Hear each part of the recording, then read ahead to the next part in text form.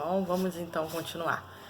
Agora a gente vai estar falando então sobre as bases, as características do movimento renascentista, tá?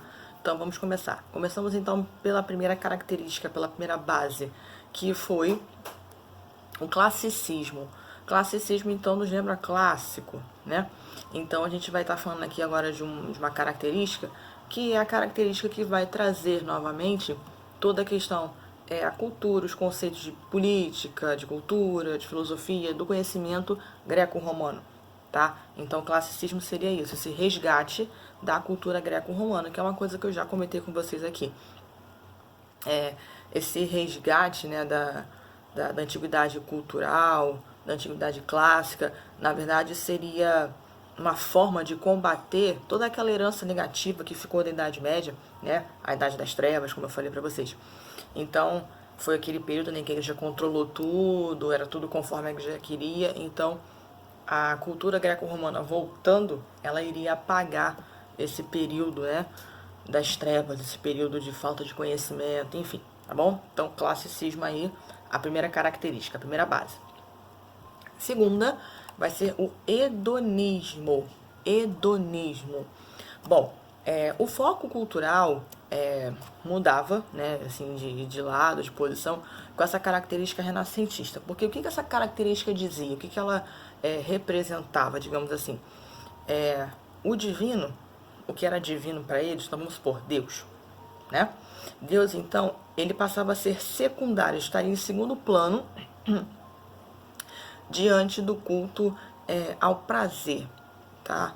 Que no grego se chama hedonê. Então seria assim, a vontade humana, a questão do prazer humano, isso viria em primeiro lugar, e Deus viria em segundo. Então, por exemplo, as paixões por um projeto não acabado, o imperfeito, assim como o homem, por exemplo, né? Além da estética, foram essas características que eu falei para vocês, né? As paixões por algum projeto não acabado, a estética, o homem, enfim, serviram, né, de base, de inspiração para alguns artistas renascentistas, como por exemplo Shakespeare, Giovanni Boccaccio, ou Boccaccio, né, dependendo quem fala bonitinho, né, quem fala direitinho italiano. Então, esses vão ser, entre esses que eu falei, né, Shakespeare, Boccaccio e tantos outros que a gente vai ver daqui a pouco. Esse período renascentista vai ter muitos artistas, cada um, né, o Nicolau Copérnico, né, que eu falei agora há pouco também ali, Galileu Galilei e tal. Então são artistas que vão, né, surgir nesse âmbito, que vão se destacar nesse âmbito, tá? Então no campo da ciência, da cultura, das artes, esculturas, enfim, várias coisas, tá? Então, classicismo, hedonismo. Vamos agora então para a próxima característica, a próxima base, que vai ser o naturalismo. Naturalismo lembra o quê? Natural, né? Então, como o próprio nome diz, né, naturalismo, essa teoria ela se baseava na concepção da relação humana e dos animais no seu próprio habitat, ok? Assim, vamos falar de uma maneira mais clara então, professora, me ajuda aí, né? Me ajuda a entender melhor isso aí. O objetivo, qual era o objetivo do naturalismo? Era mostrar a natureza como ela é, sabe? Digamos assim, sem essa questão da interferência humana. E aí a gente tem a prova, né, de tanta coisa que aconteceu no mundo por conta, né, da ação humana, outros estragos, enfim. Então o naturalismo ele vem disso, mostrar a natureza como ela é, as paisagens, enfim, como elas são de fato, né, sem a ação humana. E aí você pode representar, no caso, né, do naturalismo, a anatomia humana, uma floresta, um jardim, os vegetais, enfim, de fato como são. Então, se vocês pesquisarem na internet para ver uma obra naturalista do período renascentista, alguma coisa assim, vocês vão ver pinturas, por exemplo, que retratam muito assim, essa coisa mesmo da natureza, né? Esse contato mesmo, mostrar como é a natureza, ok?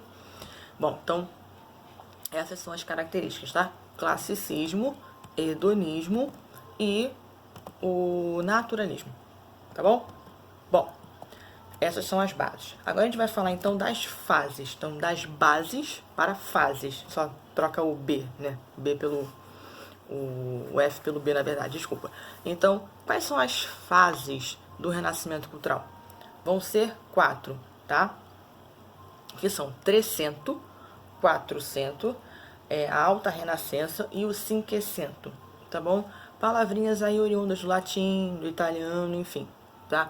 Me desculpem se eu não sei pronunciar corretamente, então eu vou bem que no nosso português mesmo, tá? Com aquele sotaquezinho italiano. Mas quem sabe é só tentar, ok? Então vamos lá. Na verdade, essa divisão é uma divisão que os historiadores fizeram, né? Uma divisão histórica e cronológica, obviamente, para poder a gente relatar o renascimento científico e cultural. Então, nessas 4 fases, cada uma vai falar de uma coisa, de uma característica, e vão surgir também outros artistas, né? Além dos quais eu falei agora há pouco para vocês, né? Shakespeare, Boccaccio, vão vir outros também, tá? Então, esse período aí corresponde aos séculos XIV, XV e XVI, tá bom? Cada fase, então, vai ter as suas características, né? Suas especificidades, enfim, tá bom? Então, começando então pelo 300. Vamos lá. Essa fase, então, ela vai começar na cidade de Florença, uma cidade, né, da Península Itálica, porque... Por que você está falando Península Itálica e não Itália, professora? Porque nessa época a gente não fala Itália, a gente não tem aquela região como país a Itália, tá? Então a gente ainda tem a Península Itálica, ok? Para vocês não se perderem aí, tá bom? Então, esse período vai se passar em Florença, na Península Itálica, tá? E a gente vai ter 3 fatores que vão ajudar nesse período aí do 300, tá bom? São eles: o grande desenvolvimento comercial, tá? Que você vai ter o financiamento de boa parte das obras renascentistas, a grande urbanização que você vai ter nas cidades italianas, que fez com que muitas obras também fossem muito divulgadas, e o último, a existência de diversas famílias que investiam na produção artística renascentista. Essas famílias, então, que você tinha os mecenas, lembra que eu falei lá? Mecenatos, mecenas, aqueles homens, aqueles camaradas que vão financiar essas obras, que vão financiar o projeto do Renascimento, tá? Dentro, então, do 300, quais são os artistas que se destacam? A gente tem o Dante Alighieri. Dante Alighieri, ele vai ser um escritor que a obra dele mais conhecida se chama Divina Comédia. Também não sei se vocês já ouviram falar, tá? Nesse período também a gente vai ter o uso de temas da vida humana, né? Assim, os temas que vão ser mais trabalhados, mais desenvolvidos, né? nas obras. A gente vai ter a utilização de elementos da vida humana, estruturas da cultura greco-romana.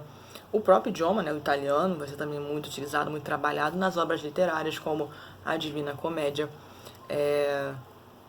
E essa questão assim dos temas que tem a ver com a questão humana, era muito retratado tudo o que falava assim de sentimentos, do comportamento do ser humano, tá? Então o 300, digamos que ele vai pegar essa partezinha aí que vai falar muito assim do ser humano, do que ele sentia, como ele se comportava, a questão do idioma, tá? O 300, ok? O próximo período, o 400,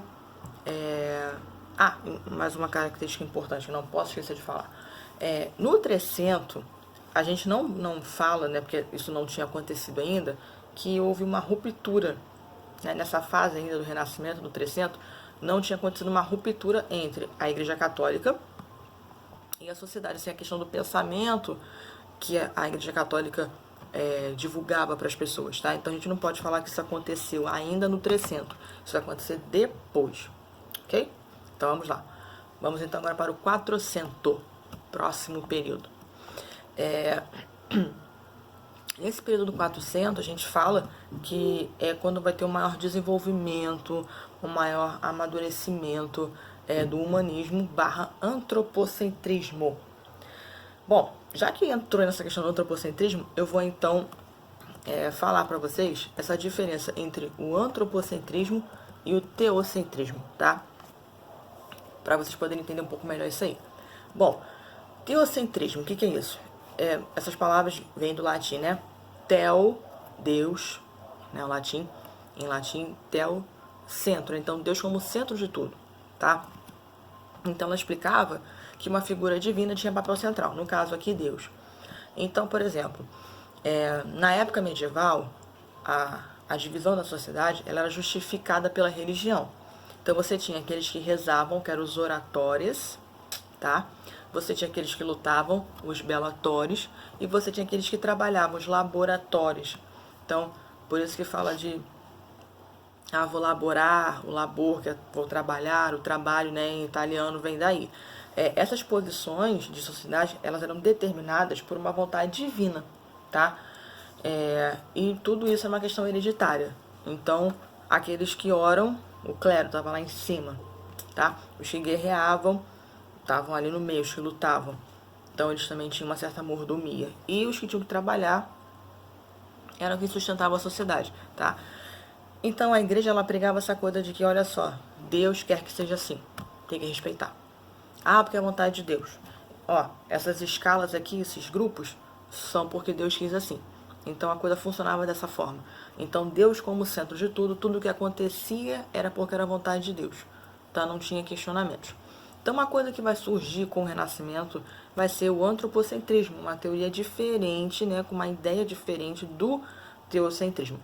Já o antropocentrismo é o quê? É um modelo que explica, né, que é a teoria que defende que o homem se torna o centro. Ele que agora vai ter o papel de destaque na sociedade. Então, por exemplo, o racionalismo, o homem como um ser que pensa, que pode usar a razão, ele tem um lugar fundamental, tá? Então, isso daí vai ser uma coisa que vai bater muito de frente com a igreja, tá? A partir desse período aqui do 400. Porque é o período em que vai entrar essa ideia do antropocentrismo. E a partir daí que você vai ter já aquela ruptura da sociedade ficar pensando como a igreja queria, né? Então, a sociedade começa a não pensar mais como a igreja queria. Agora a coisa vai mudar. Então, as pessoas agora vão fazer as coisas de acordo com o uso da sua razão, beleza? Por exemplo, nesse período aqui do 400, a gente vai ter um aprofundamento pela busca de obras clássicas em bibliotecas realizadas pelo Leonardo Bruni, tá? E a retomada também de vários territórios da Península Ibérica pelos cristãos, né? Territórios que pertenciam a Portugal, a Espanha, né? Península Ibérica, que pertencem a Portugal e a Espanha, eles vão então retomar. Por quê? Os árabes, então, na verdade, esses territórios que foram tomados pelos árabes, tá? Aqui a gente vai ter essas obras, né, que vão ser encontradas, são obras de escritores, artistas, enfim, os chamados, né, Vitrúvio, Cícero, próprio Aristóteles, Euclides, tá? Então essa galera é da antiguidade mesmo, da antiguidade clássica. Nesse período a gente vai ter também a expansão, o desenvolvimento do pensamento renascentista por toda a Europa, né, que vai lá nos Países Baixos, enfim, e lá nos Países Baixos a gente vai ter um escritor, um artista que vai se destacar, que vai ser o Erasmo de Roterdã, tá? O Erasmo de Roterdã, o nome da obra dele era Elogio da Loucura. É um livro que, assim, né, na história é uma das obras mais importantes do mundo ocidental do período renascentista. Esse período também ele vai ser marcado por uma transição em que a cultura árabe foi determinante. A cultura árabe foi determinante nesse período. Não só na questão da ciência, não só na questão da arquitetura também, mas principalmente por ajudar a resgatar pensadores, as obras da antiguidade, do próprio Platão, né, que foi um grande pensador grego, Cícero, Plínio. Então esse resgate cultural da antiguidade clássica vai ter a ajuda dos árabes. Quem diria, né? Dos árabes. Nessa época também a gente vai ter novas concepções, principalmente na área de conhecimento da filosofia, da matemática, da medicina, né? O desenvolvimento, o aprimoramento desses ramos também, dessas áreas de conhecimento, o uso da antropologia como instrumento para registrar as obras também da antiguidade clássica, o aprofundamento nos estudos do latim, que mais? A construção de bibliotecas com essas obras, desses autores, e também não só de autores da antiguidade clássica, né, gregos e tudo mais, mas também de autores árabes, tá? De autores árabes também. Por exemplo, já ouviram falar de Simba, As Mil e Uma Noites, essas obras assim. Então, são obras árabes, da cultura árabe, viu? Então, por isso que a gente tem contato, certo? No 4, olha quanta coisa tem no 400, né? No 400 também a gente vai ter o berço da concepção gótica, né? Tipo assim, a Catedral de Notre Dame, né? Que é uma arquitetura gótica. Vai ser também nesse período que vai surgir, tá? Então vocês podem ver que a gente está falando aqui de escritores, de escultores, pintores, enfim. O período renascentista eram os artistas de diversos ramos aí das artes, tá? Também a gente vai ter Botticelli, Sandro Botticelli, um grande artista também que vai se destacar nesse período do 400. Quem mais? Deixa eu lembrar aqui. As obras dele, na verdade, né? A gente vai ter o Nascimento de Vênus, Inferno de Dante. Assim, eram obras que tinham um realismo muito forte. Se vocês procurarem na internet o Nascimento de Vênus, essa pintura do Sandro Botticelli, vocês vão ver que é uma coisa assim muito, muito realista, né? Era uma característica no traço muito forte dele. Essa questão do realismo, que era muito forte, tá? E a última fase, né? A Alta Renascença e o Cinquecento, né? São os dois juntinhos aí. Isso no século XIX, então um pouco próximo a gente aí, né? Muitos historiadores começaram a acrescentar uma parte que ficou faltando, que é essa Alta Renascença, porque até então na história a gente falava de 300, 400 e 500, tá? Então de uns anos pra cá, isso foi no século XIX, mas até mesmo de uns anos pra cá, que foi inserido nos livros didáticos também isso, tá? Foi inserido então essa questão da Alta Renascença, essa outra parte. Por que essa Alta Renascença então ela foi inserida? Por conta da grande importância da influência de obras de Leonardo da Vinci, né? Que ele foi um grande artista, um dos nomes de maior destaque, né, do período renascentista foi Da Vinci. Então, muitas das obras dele que marcaram esse período renascentista, então, historiadores resolveram então, né, pegar esse períodozinho e encaixar aí, tá? Até uma questão de reconhecimento, né? Porque o Da Vinci realmente foi um cara que fez muita coisa, né? Um grande artista. Foi nesse período, tá? Da Alta Renascença, do 500, que você vai ter essa separação, né, essa quebra da influência do pensamento católico na sociedade. Então é nesse período aí que a coisa vai acabar de vez, tá? Esse ideal renascentista, ele vai se estabelecer nos últimos anos de 400, tá? E aí a gente vai ter, nesse período aqui, vai ser o período em que a gente vai ter mais artistas, tá? Além do Da Vinci, a gente vai ter Michelangelo, Rafael Sanzio, Donatello, quem mais? Devo estar esquecendo de alguém. São muitos, muitos, muitos, muitos, muitos mesmo, tá? E se vocês repararem agora esses nomes que eu falei, ó, Leonardo da Vinci, Rafael Sanzio, Donatello e Michelangelo. Lembra quem? As Tartarugas Ninja. Exatamente. Se você não pensou, não conhece, por favor, vá conhecer. Então, as Tartarugas Ninjas têm os nomes, né, que são uma homenagem, digamos assim, a esses artistas aí do período renascentista. Se você ainda não tinha feito essa associação, se você já assistiu, se você gosta, mas não conhecia também, agora está conhecendo, mas se você pensou, opa, já ouvi esses nomes, me lembraram as Tartarugas Ninjas. Exatamente. Tem essa ligaçãozinha, tá? Bom, nesse período também, da Alta Renascença, do 500, a gente vai ter uma produção artística com uma influência muito grande das grandes navegações, tá? A descoberta da América, por exemplo, vai dar uma nova perspectiva de vida, né? Uma nova perspectiva de olhar o outro, de olhar a outra civilização, a ciência também, porque, né, o uso do astrolábio, da bússola, são instrumentos que eles utilizavam para a navegação, então isso tudo também vem daí. Tá? Então, como eu falei, o Renascimento é total mesmo, vai mexer em tudo na vida da Europa, do povo europeu, tá? Busca por metais, né, que é uma coisa que os exploradores vão fazer. E aquilo, né, gente, vai influenciar muita coisa. Vocês têm noção? Ó, a dominação dessas terras aqui no continente americano, por conta das grandes navegações, vai ser um dos fatores que vai ajudar muito na decadência do renascimento cultural e científico, porque você não vai ter outros movimentos que vão mexer com a Europa, como por exemplo, a contra-reforma religiosa, que vai ser um movimento da Igreja Católica em cima da reforma protestante, que é um tema que a gente vai ver depois, que isso aí vai mexer com a igreja, vai mexer com tudo, né? Mexer com a igreja, mexeu com tudo. Então, já ouviram também falar de um lugar chamado Capela Sistina? Fica lá no Vaticano, né? Lá na Itália. A Capela Sistina, ela foi, né, pintada, né? O teto dela todo foi pintado pelo Michelangelo. E muita, então esses artistas, eles vieram pra inovar mesmo, assim, né? Pra fazer muita coisa mesmo.